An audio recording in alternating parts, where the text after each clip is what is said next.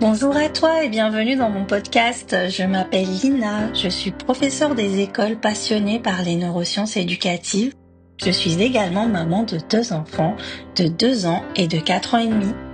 Chaque semaine, nous nous retrouvons pour explorer ensemble ces fascinantes découvertes afin de mieux comprendre le fonctionnement du cerveau et ses implications pour l'apprentissage, en particulier chez les enfants. Que vous soyez parent, enseignant, étudiant ou simplement curieux de découvrir ce sujet passionnant, vous êtes au bon endroit. Je vous souhaite une très belle écoute et un voyage enrichissant au cœur des neurosciences éducatives. Bonjour à toi et bienvenue dans ce nouvel épisode de Neuroéducation. Aujourd'hui, nous allons parler de l'importance du choix des livres pour nos enfants. Personnellement, ma passion pour la lecture a vraiment commencé avec les aventures d'Harry Potter. Je suis sûre que pour beaucoup d'entre vous aussi. Ces livres m'ont transportée dans un monde magique. Une aventure fantastique, un peu comme une série Netflix, mais avec ma propre imagination qui prenait vie. C'était incroyable. Je passais mon temps à lire. Je me rappelle que lorsque Dumbledore est mort, j'en ai pleuré, mais tellement que mon père est venu me voir pour me réconforter. Il ne savait pas ce qui se passait et lorsque je lui ai dit «Oh, on pleure, Dumbledore est mort», il s'est mis à rire, mais à rire. Et ensuite, mes larmes se sont transformées en fou rire et on s'est mis à rire ensemble. C'était un moment de partage que je n'oublierai jamais. Cette expérience m'a fait réaliser à quel point un bon livre peut éveiller l'esprit d'un enfant et nourrir sa curiosité.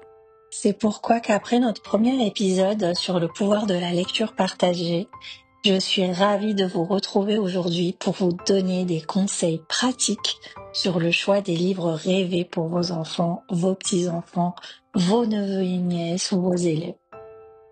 Avec l'infinité d'ouvrages disponibles, il peut être difficile de s'y retrouver.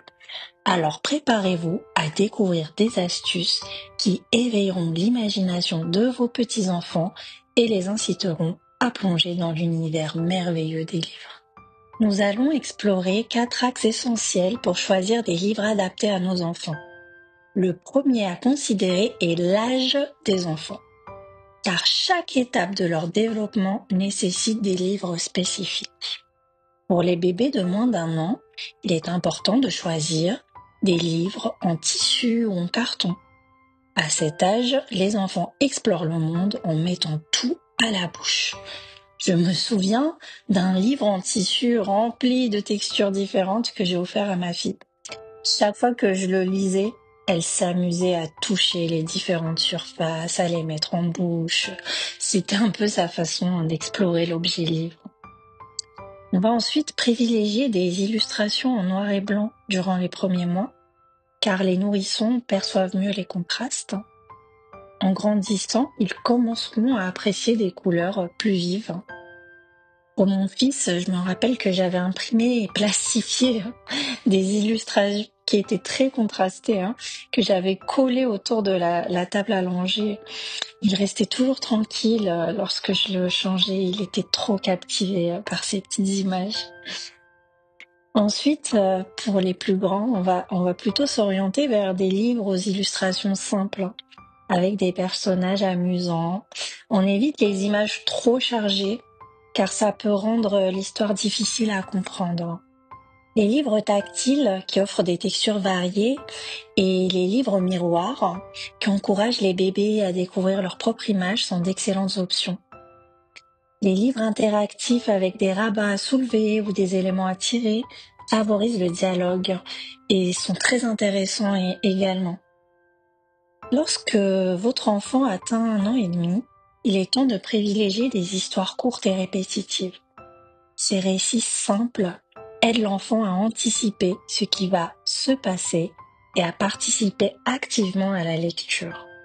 Vous allez constater, si ce n'est déjà fait, qu'ils aiment souvent que l'on leur lise la même histoire jusqu'à ce qu'ils la connaissent par cœur. Je me souviens d'un petit garçon que gardait ma belle-mère qui voulait qu'on lui lise tous les soirs un livre sur un vélo. Il le connaissait par cœur. Il était tellement heureux d'aller dormir car il y avait cette petite histoire qui l'attendait sur son lit.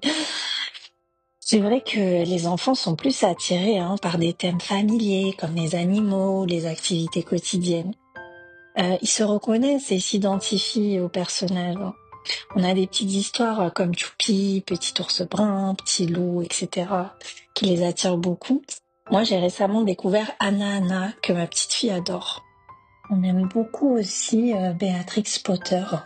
Depuis tout petit, mes enfants adorent les aventures de Pierre Lapin, nous embarquent dans un imaginaire, dans des émotions, un vocabulaire riche et des illustrations tendres et douces. À partir de 2 ans, on peut leur proposer des livres documentaires ou éducatifs selon leur développement ou bien leur demande, ainsi que des imagiers un peu plus complexes, et bien sûr des livres-jeux comme Cherche et Trouve. Mes enfants ont adoré Le Royaume du Bazar, par exemple. À partir de 3-4 ans, lorsque votre enfant est scolarisé, il commence à apprécier des histoires plus longues, comme celles que l'on trouve dans les albums illustrés, souvent rythmés par des rimes ou des refrains entraînants. Ces livres offrent une expérience de lecture à voix haute qui est très amusante. Par exemple, récemment, j'ai lu avec mon fils Max et les Maxi Monstres. Il était captivé par les illustrations et on a commencé à discuter des émotions de Max, à se demander pourquoi il était en colère, etc. Ce qui est fascinant avec les albums jeunesse, c'est la richesse de leur contenu implicite. Ils contiennent souvent des messages sous-jacents véhiculés à travers des illustrations et des non-dits, comme dans Max et les Maxi Monstres. Encourage les enfants à développer leur propre interprétation de l'histoire en fonction de leur âge et de leurs expériences personnelles. Ces lectures développent plusieurs aspects de leur développement cérébral et cognitif, en découvrant la structure narrative avec un début, un milieu et une fin. Les enfants apprennent à reconnaître des concepts comme les causes et les conséquences. Ils commencent à interpréter des métaphores et à comprendre des valeurs essentielles comme l'amitié. Pour les plus grands, on peut se tourner vers des récits plus complexes avec des personnages bien développés. Les livres illustrés restent populaires, mais les premiers romans et bandes dessinées commencent à faire leur apparition vers 9 ans. Les enfants explorent aussi des genres variés comme le mystère ou la science-fiction et abordent des thèmes plus profonds touchant à des questions sociales et émotionnelles. On peut donner l'exemple de Roald Dahl avec Mathilda ou Charlie et la chocolaterie. Le deuxième axe consiste à faire des choix de livres en fonction des intérêts de votre enfant à un moment donné, afin de capter son attention et de susciter son enthousiasme pour l'histoire. Pour les plus jeunes, il est essentiel de sélectionner des ouvrages adaptés à leur développement. Par exemple, un livre sur le pot peut être très pertinent pour un enfant de 3 ans, tout comme un récit sur l'école à l'approche de la rentrée. Il est également judicieux de proposer des livres en lien avec des thèmes actuels comme les saisons ou les fêtes de fin d'année qui résonnent avec leur quotidien. Pour les plus âgés, prenez le temps d'observer ce qui les passionne réellement. Aiment-ils les animaux, l'aventure, les contes de fées ou les dinosaures? N'hésitez pas à engager la conversation avec eux sur leurs jeux, leurs films préférés, car ça peut fournir des indices précieux sur leur goût littéraire. En les impliquant dans la sélection des livres, vous leur montrez que la lecture peut être une aventure passionnante et personnelle, ce qui va renforcer leur envie de découvrir de nouvelles histoires. En fin de compte, l'objectif, c'est de créer un lien positif avec la lecture. Le troisième axe consiste à examiner le livre dans son ensemble. Alors, on regarde d'abord la couverture. C'est le premier contact visuel qui est important. Cette première impression donne un aperçu du thème et permet aux enfants d'imaginer l'histoire avant même de l'ouvrir, ce qui nourrit leur curiosité. Elle offre des indices précieux sur le genre de l'histoire. Un dragon évoque une aventure fantastique, alors que un enfant triste peut suggérer une histoire émotive. Elle agit comme une porte d'entrée vers l'univers du livre. Il est important de se demander si votre enfant est attiré par ce thème. Est-ce qu'il peut s'identifier au personnage principal, par exemple? Cela peut renforcer son engagement envers l'histoire. N'hésitez pas également à jeter un œil à l'auteur, à vous renseigner sur lui ou sur l'éditeur. Ensuite, feuilletez le livre ensemble et lisez quelques pages. Vérifiez si les tournures de phrases sont claires et compréhensibles pour votre enfant et si le vocabulaire est riche et stimulant. Un livre qui contient des rimes, des répétitions et des refrains peut rendre la lecture plus ludique et mémorable. Pour les plus jeunes, privilégiez des livres courts, à peu près de 10 pages, qui conviennent mieux à leur durée d'attention. Pour les plus âgés, des livres plus longs, des romans illustrés peuvent être appropriés. Impliquez vos enfants dans le choix du livre en leur posant des questions. Que penses-tu que ça raconte? Aimerais-tu que l'on le lise ensemble? Cela favorise son intérêt, son enthousiasme pour la lecture et ça renforce le lien qu'il a aussi avec vous. Le 4e point à considérer est l'importance des illustrations. Sont-elles de bonne qualité? Représentent-elles fidèlement chaque passage de l'histoire pour les plus jeunes? Des illustrations bien conçues peuvent améliorer la compréhension du récit. Elles initient les enfants à la lecture visuelle et à l'interprétation artistique tout en stimulant leur imagination. Les illustrations jouent un rôle crucial car elles constituent également une porte d'entrée vers l'art. Nikolaeva et Scott ont analysé comment les albums jeunesse établissent un dialogue entre le texte et l'image. Ce dialogue offre aux enfants une première introduction aux codes visuels utilisés dans l'art, tels que les couleurs, les formes et les perspectives. On peut même affirmer que les illustrations sont une forme d'éveil à l'art. Elles permettent aux enfants d'explorer différentes formes d'expression artistique.